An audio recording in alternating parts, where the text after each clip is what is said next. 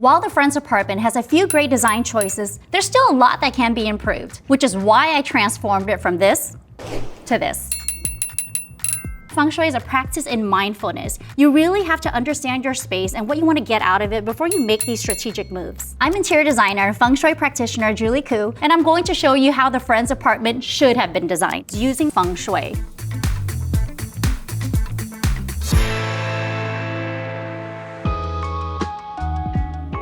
There are quite a few issues with the living room, and it all starts with a command position. Feng Shui always wants the head of the household to be in a command position, no matter where you are in your home. Command literally just means you can see who's coming in and out of the entry door. You'll see in this living room configuration, there's only one command position. It is this little club chair. It doesn't feel significant to me. I want the command position to be at the sofa, but clearly the back of the sofa is facing the entry door. You don't want anyone sneaking up behind you. It just feels like a very fragile, vulnerable state.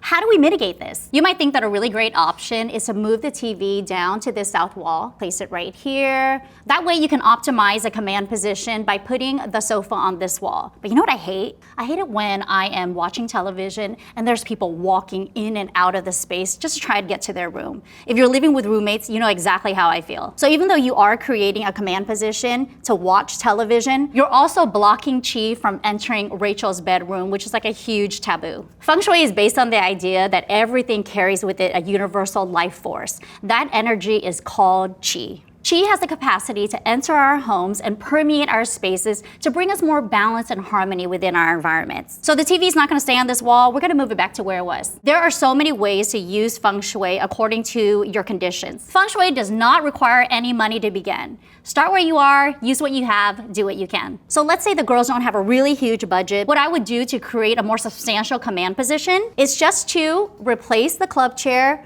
with like a love seat. There are two people living here. You want them both to be in a command. If you have a little bit more of a budget, I would place a sectional in there. Boom, look at that. Command, command, command. Not only have you created a larger command position for every user in the home, you're also creating more seating space. It's like a win-win, especially when you host and entertain like the girls do. I like this design. It actually flows better. But you know what could be even better? Feng Shui loves curves. You know, imagine Qi kind of flowing in through your space. So imagine if you had these sharp corners on this sectional. Qi is gonna bump into this corner. It's not gonna know which way to go. It could go left, it could go right. Sometimes Qi does get confused. I'll be removing this sectional and adding in a custom curved sectional. I mean, look at that. Doesn't it just feel more inviting? You always want to match the shape of your furniture. Now that we have this curved sectional in this space, this square coffee table is just not going to do. Add in this really beautiful curved coffee table to mimic the shape of our new sectional. So now when Qi flows through our space, it's going to curve around the living room. It's not going to bump into any sharp corners. It's just going to follow the sinuous curves in the flow of our home. We have all of this open space right here, and it's a great opportunity to add more seating. I see you moved the green ottoman. How did that happen? I don't know. I thought it looked better there. And also it's an extra seater on the coffee table. Well, yeah, it's interesting. But you know what? Just for fun, let's see what it looked like in the old spot.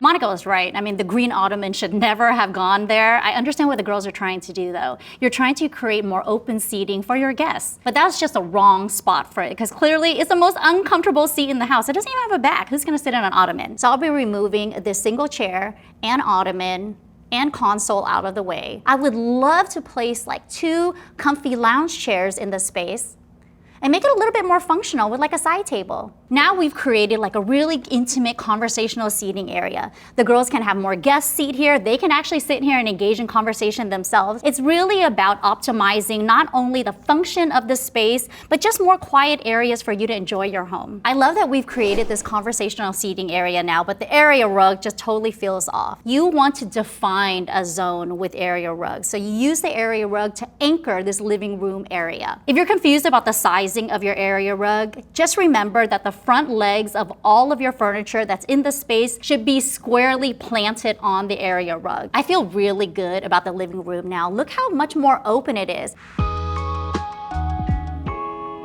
Based on a ton of research and a really brief shot in season 5, episode 14, we do see that there are 2 chairs here on the 4th wall. I love the idea of having 2 chairs here at the entry. It's the perfect place for you to take your shoes on and off. The issue is that we never see the characters actually utilize these chairs in the show. In feng shui, some would say that these 2 empty chairs are inviting ghosts into our home. That doesn't happen if you are utilizing these chairs. So I'll be removing these 2 chairs from the entry to create better balance and a more functional flow. In feng shui, the front door is the mouth of qi. So we want to create a very open and inviting environment. We want to purge all the items from the entry that we're not using. Get rid of the boxes, get rid of your shoes. I mean, you want to hide all of your junk. I'll be redesigning this entry with a console. It's a place for you to hold your keys, your purses, your wallet, your glasses, pretty much anything you need to get in and out of the door in a flash. And right above the console is a really great opportunity to invite more welcoming energy. You can do this with like a statement mirror, which is great because you can check yourself out as you come in and out. I also love to promote like better qi with plants. Feng Shui loves symmetry. That's a really good tip for you to remember. So always buy in duplicates. You could place one on either side of the console to create that symmetry. We want to create an open, bright entry experience, and I love using synthetic lighting for that. Symmetrical wall sconces are really great installed on either side of a statement mirror. Try to think about ways that you can layer lighting in the entry because that is where qi is going to be welcomed into your home.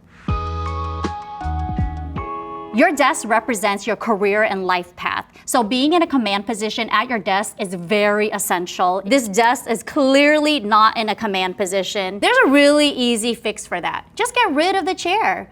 Use this bench as your office chair instead, and that way you can be in a command position and see who's coming in and out of the entry door. But now I have this like really awkward chair. This single chair was just floating in space. You want to anchor it with like a solid wall behind you. In space, it's blocking qi. It's blocking qi through your bathroom. It's blocking a path that's going into the common areas. So moving that away from the center of the room and more on the perimeter of the space is really going to open the space up and create better flow. Doesn't it just feel so much better? Look at that. Look at qi flowing through your entry, going through your living room. Now it's gonna move through your office area. And now we're landing in the kitchen, which is the heart of the home and really the most important room according to feng shui. In feng shui, there are 5 elements that combine to harmonize ourselves within our environment. It's water, wood, earth, metal, and fire. In the kitchen, water is represented by the sink. Fire is the stove. So anytime you have a fire element and a water element right next to each other or right across from each other, those elements cancel each other out. So the sink is in the northwest direction, which is great because water is actually in the north direction on the Bagua map according to feng shui principles. But the stove is on the west wall, where it should be on the south wall. Monica's a chef. I want her to be in a command position. I'm going to be removing the stove, rotating it, so that she can see who's coming in and out of the entry door. Now that we moved the stove here, qi is gonna walk right into this fire element. That is just too much energy for a space. But I have a really great solution. I wanna erect a brand new partition wall here to help divide the energies. It's also a really great solution to install a new hood. Kitchen layout is done. I love it. We've got sink in the north, fire in the south. In an open concept space, I love round tables for dining areas, and so does feng shui. Remember, feng shui loves curves. There's no sharp corners for you to bump into. Plus, you can scale. You can always add in 2 more chairs because you'll see there's 4 and there's 6 friends, right? So add in 2 more chairs and a round dining table. There's no hierarchy. I love that.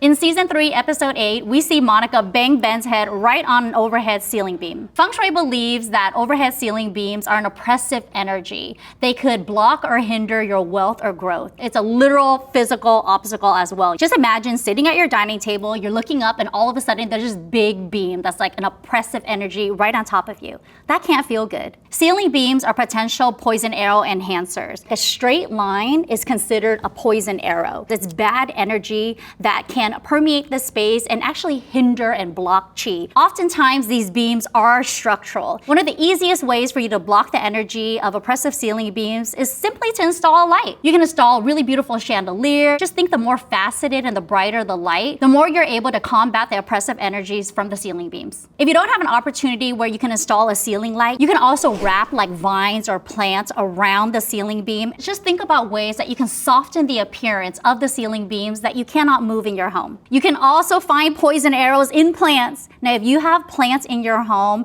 definitely pay attention to plants with like spiky leaves, thorns. Think cactus. No cactus in the home. If you're bringing in roses into your home, make sure you dethorn all of them as well. We have our beautiful new chandelier here. It's gonna light up the space, but I feel really good about the kitchen and the dining area. So this is my final design. What do you think? Remember that feng shui is a practice in mindfulness. Feng shui only works if you do. There's so much more that I can talk about in the bedrooms, and we haven't even gotten there yet. There's a coffin position, there's a command position, there's colors, there's lighting, there's so much more. So definitely let us know in the comments below if you want to see part 2.